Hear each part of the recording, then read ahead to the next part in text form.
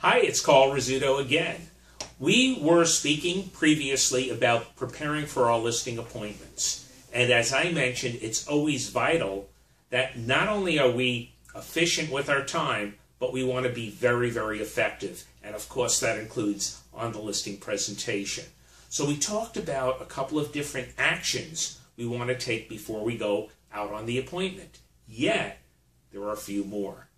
We spoke about how we can use the Z estimate as a benefit, regardless of the fact if that Z estimate is lower than the property's true estimate. We talked about preparing, reviewing carefully, and discussing the CMA with the client. And we talked about how to get certain information from the tax records. But, as we know, there is more.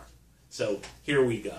Number one, in addition to what we discussed, know your stats. Know your statistics and share them with the client. So what do I mean by that? I wrote down a couple of different things. And these are things I use. I'm going to share with you how we can use them on my listing presentations. One of which is know your listing to selling ratios and compare them to the MLS ratios. So typically what I'll do is I'll share with the owners that my listing to selling ratios range from 98.2 to 102% of market value. The average agent within our market is at 89 to 92%. And then I explain how that is important and how it will benefit them. Number two, discuss with them your listing time to selling time ratios.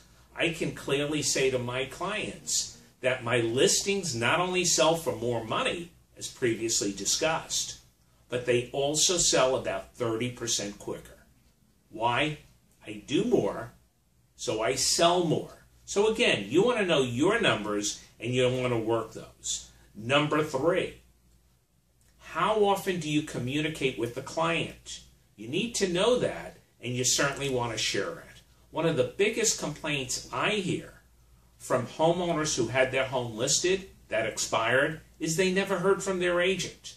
I proudly say I contact you with updates every 7 to 8 days until we get your property sold. And once we sell it, we're also staying in close communication with you. So be prepared to share that information and use that information. And finally, how are your negotiation skills? If they're grand, share that and give them a couple of examples. So think of those examples in advance. Now, what I'd like you to do is always have your portfolio ready. In other words, be prepared for the appointment, not only with the things we just spoke about, but with everything. Have a portfolio prepared with your marketing materials and everything else. And rather than just say, this is what I'm going to do for you and this is why I'm so great, why not share with them what you've done for your previous clients and how you're going to incorporate that in order to get their homes successfully sold.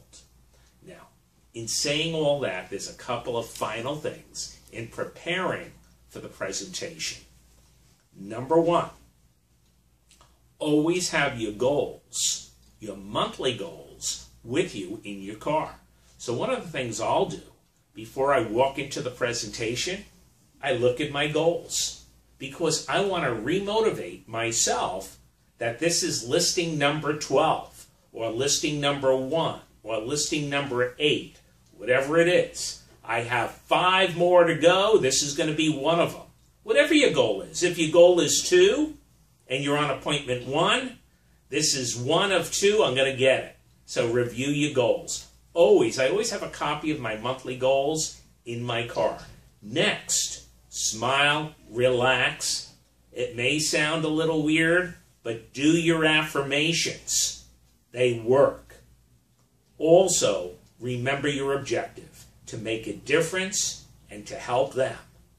Now, what I do is I'll knock on the door, they answer, I smile, and I'll say, hi, it's Carl Rizzuto from X. I'm here for our 3 o'clock appointment. what you want to do is slowly remind them that you're early. I always say average people are on time. So when they say, I'm early, I'll thank them for noticing and tell them average agents are on time. I always try to be above average. Thank you for watching. Get that listing and keep on moving forward.